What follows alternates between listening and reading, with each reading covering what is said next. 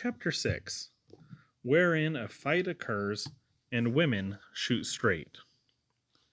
The following morning, Freckles, inexpressibly happy, circled the Limberlost. He kept snatches of song ringing as well as the wires. His heart was so full that tears of joy glistened in his eyes. He rigorously strove to divide his thoughts evenly between McLean and the angel. He realized to the fullest the debt he already owed the boss and the magnitude of last night's declaration and promises. He was hourly planning to deliver his trust and then enter with equal zeal on whatever task his beloved boss saw fit to set him next. He wanted to be ready to meet every device that Westner and Blackjack could think of to outwit him. He recognized their double leverage, for if they succeeded in felling even one tree, McLean became liable for his wager. Freckles' brow wrinkled in his effort to think deeply and strongly, but from every swaying wild rose the angel beckoned to him. When he crossed Sleepy Snake Creek and the goldfinch, waiting as ever, challenged, "See me!" Freckles saw the dainty swaying grace of the angel instead. What is a man to do with an angel who dismembers herself and scatters over a whole swamp, thrusting a vivid reminder upon him at every turn? Freckles counted the days.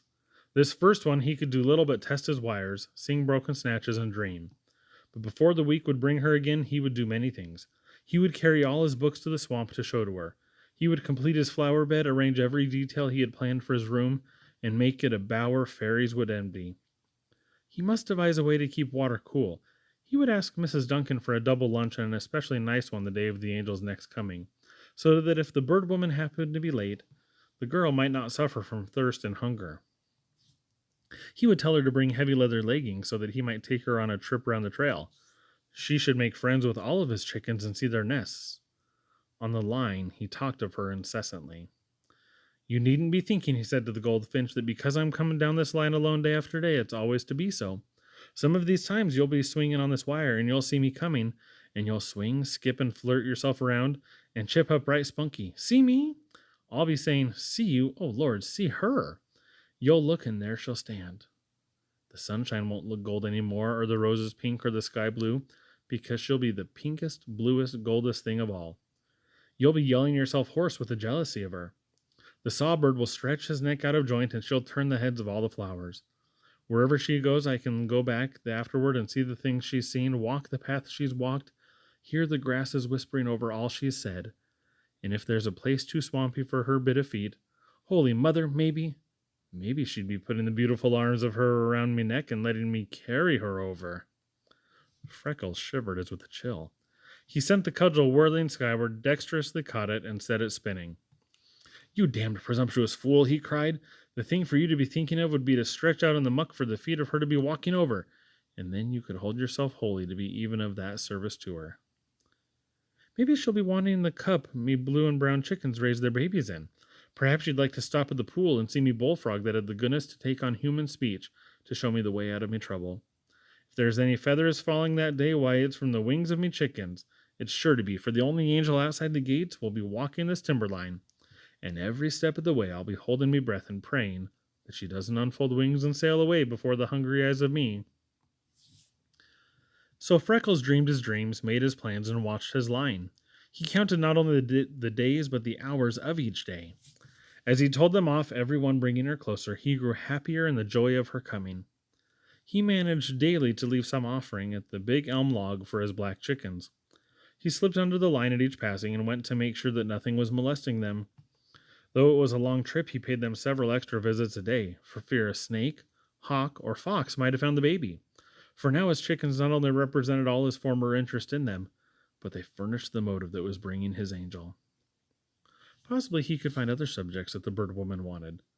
The teamster had said that his brother went after her every time a nest was found. Well, he never had counted the nests that he knew of, and it might be that among all the birds of the swamp, some would be rare to her. The feathered folk of the Limberlost were practically undisturbed, save by their natural enemies. It was very probable that among his chickens, others as odd as the big black ones could be found. If she wanted pictures of half-grown birds, he could pick up 50 in one morning's trip around the line, for he had fed, handled, and made friends with them ever since their eyes opened. He had gathered bugs and worms all spring as he noticed them on the grass and bushes, and dropped them into the first little open mouth he had found. The babies gladly had accepted his queer tri-parentage in addition to their natural providers. When the week was up, Freckles had his room crisp and glowing with fresh living things that rivaled every tint of the rainbow. He carried bark and filled all the muckiest places of the trail. It was middle July. The heat of the past few days had dried the water around and through the Limberlost, so that it was possible to cross it on foot in almost any direction, if one had an idea of direction and did not become completely lost in its rank tangle of vegetation and bushes. The brighter hued flowers were opening. The trumpet creepers were flaunting their gorgeous horns of red and gold sweetness from the tops of lordly oak and elm, and below, entire pools were pink sheeted in mallow bloom. The heat was doing one other thing that was bound to make Freckles, as a good Irishman, shiver. When the swale dried, its inhabitants sought the cooler depths of the swamp. They liked neither the heat nor leaving the field mice, moles, and young rabbits of their chosen location. He saw them crossing the trail every day as the heat grew intense. The rattlers were sadly forgetting their manners, for they struck on no provocation whatever, and did not even remember to rattle afterwards. Daily, Freckles was compelled to drive big black snakes and blue racers from the nests of his chickens. Often the terrified squalls of the parent birds would reach him far down the line, and he would run to rescue the babies.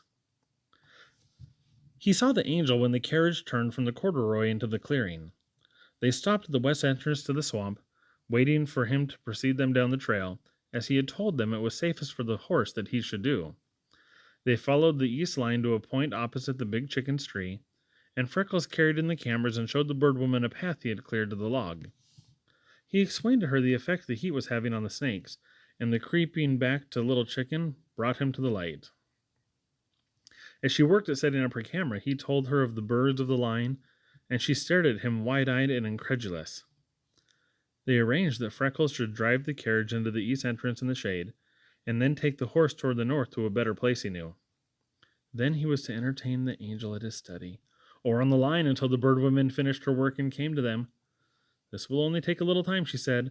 "I know where to set the camera now, and little chicken is big enough to be good and too small to run away or act very ugly, so I will be coming soon to see about those nests. I have 10 plates along, and I surely won't use more than 2 on him, so perhaps I can picture some nests or young birds this morning." Freckles almost flew, for his dream had come true so soon. He was walking down the timberline, and the Angel was following him. He asked to be excused for going first because he wanted to be sure the trail was safe for her. She laughed at his fears, telling him that it was the polite thing for him to do anyway. "Oh," said Freckles, "so you was after knowing that? Well, I didn't suppose you did, and I was afraid you'd think me wanting in respect to be preceding you." The astonished Angel looked at him, caught the irrepressible gleam of Irish fun in his eyes, and they stood and laughed together. Freckles did not realize how he was talking that morning. He showed her many of the beautiful nests and eggs of the line. She could identify a number of them, but of some she was ignorant. So they made notes of the number and color of the eggs, material and construction of nest, color, size, and shape of the birds, and went to find them in the book. At his room, when Freckles had lifted the overhanging bushes and stepped back for her to enter, his heart was all out of time and place. The study was vastly more beautiful than a week previous. The Angel drew a deep breath and stood gazing first at one side, then at another, then far down the cathedral aisle. "It's just fairyland," she cried ecstatically. Then she turned and stared at Freckles as she had at his handiwork. "What are you planning to be?" she asked slowly. "Whatever Mr. McLean wants me to," he replied. "What do you do most?" she asked. "Watch me lines." "I don't mean work." "Oh, in me spare time I keep me room and study and me books." "Do you work on the room or the books most?" "On the room, just what it takes to keep it up, and the rest of the time on me books." The Angel eyed him sharply. "Well, maybe you are going to be a great scholar," she said, "but you don't look it. Your face isn't right for that, but it's got something big in it.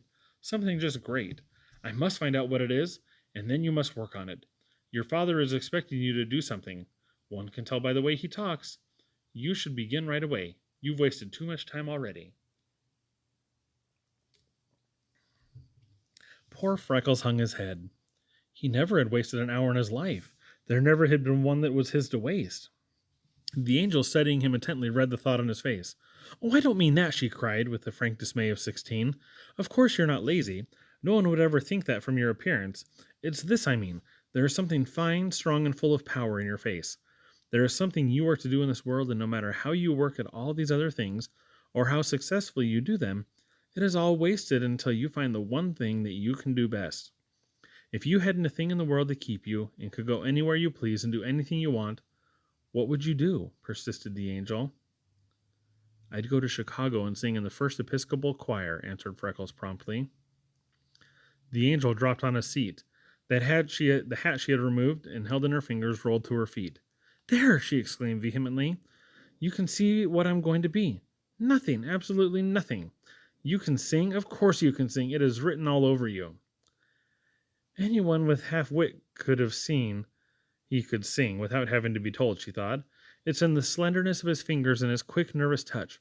It is in the brightness of his hair, the fire of his eyes, the breadth of his chest, the muscles of his throat and neck, and above all, it's in every tone of his voice. For even as he speaks, it's the sweetest sound I ever heard from the throat of a mortal. Will you do something for me? She asked. I'll do anything in the world you want me to, said Freckles largely. And if I can't do what you want, I'll go to work at once and I'll try till I can.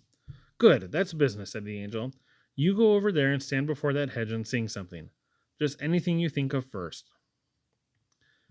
Freckles faced the angel from his banked wall of brown, blue, and crimson with its background of solid green, and lifting his face to the sky, he sang the first thing that came into his mind. It was a children's song that he had led for the little folks at the home many times, recalled to his mind by the angel's exclamation. To fairyland we go with a song of joy, hey-ho. In dreams we'll stand upon that shore, and all the realms behold. We'll see the sights so grand that belong to fairyland. Its mysteries we will explore, its beauties will unfold. Oh, tra-la-la, oh, ho, ha-ha, we're happy now as we can be. Our welcome song we will prolong and greet you with our melody. Oh, fairyland, sweet fairyland, we love to sing. Nothing could have given the intense sweetness and rollicking quality of Freckles' voice better scope. He forgot everything but pride in his work with the sound of his voice. He was singing the chorus, and the angel was shivering in ecstasy when, clip, clip, came the sharply beating feet of a swiftly ridden horse down the trail from the north. They both sprang toward the entrance. Freckles! Freckles! Called the voice of the bird woman. They were at the trail on the instant. Both those revolvers loaded? She asked. Yes, said Freckles. Is there a way you can cut across the swamp and reach the chicken tree in a few minutes and with little noise? Yes. Then go flying, said the bird woman. Give the angel a lift behind me and we will ride the horse back where you left him and wait for you. I finished little chicken in no time and put him back. His mother came so close I felt sure she would enter the log. The light was fine, so I set and focused the camera and covered it with branches, attached the long hose, and went away over 100 feet and hid in some bushes to wait. A short, stout man and a tall, dark one passed me so closely I almost could have reached out and touched them. They carried a big saw on their shoulders. They said they could work until near noon, and then they must lay off until you passed, and then try to load and get out at night. They went on, not entirely from sight, and began cutting a tree. Mr. McLean told me the other day what would probably happen here, and if they fell that tree, he loses his wager on you. Keep to the east and north and hustle. We'll meet you at the carriage. I always am armed. Give the girl one of your revolvers and keep the other. We will separate and creep close from different sides and give them a fusillade that will send them flying. You, hurry now. She lifted the reins and started briskly down the trail. The angel, hatless and with sparkling eyes, was clinging round her waist. Freckles wheeled and ran. He worked his way with much care, dodging limbs and bushes with noiseless tread, and cut in as closely where he thought the men were as he felt that he dared if he were to remain unseen. As he ran, he tried to think. It was Wessner burning for his revenge, aided by the bully of the locality, whom he was going to meet. He was accustomed to that thought, but not to the complication of having two women on his hands who undoubtedly would have to be taken care of in spite of the bird woman's offer to help him. His heart was jarring as it ever had before with running. He must follow the bird woman's plan and meet them at the carriage, but if they really did intend to try to help him, he must not allow it. Allow the angel to try to handle a revolver in his defense? Never! Not for all the trees in the Limberlost. She might shoot herself. She might forget to watch sharply and run across a snake that was not particularly well behaved that morning. Freckles permitted himself a grim smile as he went speeding on. When he reached the carriage, the bird woman and the angel had the horse hitched, the outfit packed, and were calmly waiting. The bird woman held a revolver in her hand. She wore dark clothing. They had pinned a big focusing cloth over the front of the angel's light dress. Give Angel one of your revolvers quick, said the bird woman. We will creep up until we are in fair range. The underbrush is so thick and they are so busy that they will never notice us if we don't make a noise. You are first, then I will pop in from my direction, and then you, baby, and shoot quite high or else very low. We mustn't really hit them. We'll go close enough to the cowards to make it interesting, and keep it up until we have them going. Freckles protested. The bird woman reached over and, taking the small revolver from his belt, handed it to the Angel.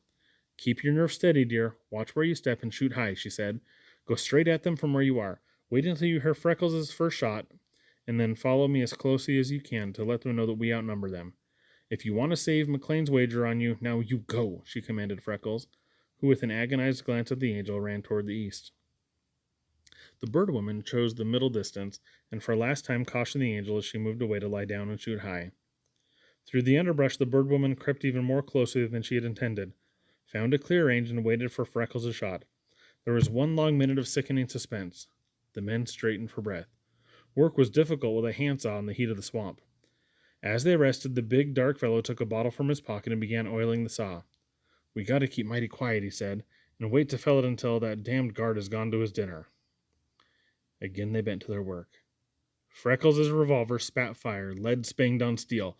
The saw handle flew from Westner's hand, and he reeled from the jar of the shock. Black Jack straightened, uttering a fearful oath. The hat sailed off his head from the far northeast. The Angel had not waited for the bird woman, and her shot scarcely could have been called high. At almost the same instant, the third shot whistled from the east. Black Jack sprang into the air with a yell of complete panic, for it ripped a heel from his boot. Freckles emptied a second chamber, and the earth spattered over Westner. Shots poured in rapidly. Without even reaching for a weapon, both men broke for the east road in great leaping bounds, while leaden slugs sung and hissed around them in deadly earnest. Freckles was aiming as closely as he dared, but if the Angel did not really intend to hit, she was taking risks in a scandalous manner. When the men reached the trail, Freckles yelled at the top of his voice, "Head them off on the south, boys! Fire from the south!" As he had hoped, Jack and Westner instantly plunged into the swale. A spattering of lead followed them. They crossed the grass, running low with not even one backward glance, and entered the woods beyond the corduroy. Then the little party gathered at the tree. "I'd better fix this saw so they can't be using it if they come back," said Freckles, taking out his hatchet and making saw teeth fly. "Now we must leave here without being seen," said the bird woman to the Angel. "It won't do for me to make enemies of these men, for it is probable I will meet them while at my work any day." "You can leave by driving straight north on this road," said Freckles. "I will go ahead and cut the wires for you. The swale is almost dry. You will only be sinking a few inches at most. In a rod or two you will strike a cornfield. I will take down the fence and let you into that. Follow the furrows and drive straight across it until you come to the other side. Be following the fence south until you come to a road through the woods east of it. Then take that road and follow east until you reach the pike. You will come out on your way to town and 2 miles north of anywhere they are likely to be. Don't for your lives ever let it out that you did this," he earnestly cautioned, "for it's Black's enemies you would be making." Freckles clipped the wires and they drove through. The Angel leaned from the carriage and held out his revolver. Freckles looked into her face and lost his breath.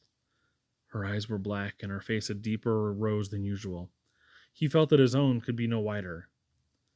"Did I shoot high enough?" she asked sweetly. "I really forgot about lying down." Freckles winced.